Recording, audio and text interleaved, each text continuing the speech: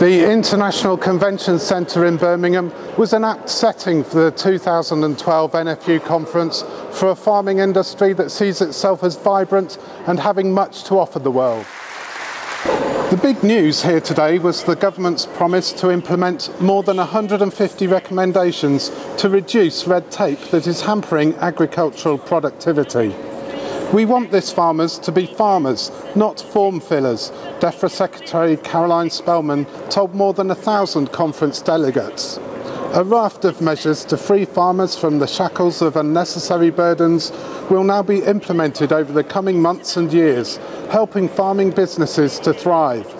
They include fewer inspections for farmers who already meet high environmental and animal welfare standards, freeing up time for producers to meet rising global demand for food.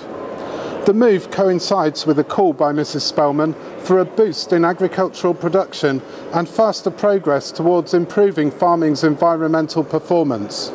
We want farmers to export more food, to boost their businesses and help boost economic recovery, she said.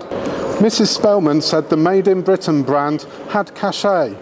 It's not subsidies, regulations and trade barriers that will feed an extra billion mouths in less than 13 years' time, she added. It's farmers. Talking to farmers here today, there is still concern that government rhetoric like this is not being matched by action fast enough. NFU President Peter Kendall said there was still a mismatch between the government's words and its delivery on the ground. A supermarket regulator had been long promised but still delayed, he said, and tax incentives have been withdrawn for farmers who build reservoirs, despite increasing concern over lack of rain that has led to drought in southeast England. Mrs. Spelman, though, believes farmers will look back in a few years' time to today's announcement and see it as a seismic change in the way that the government interacts with the farming industry. Farmers will hope that she's right.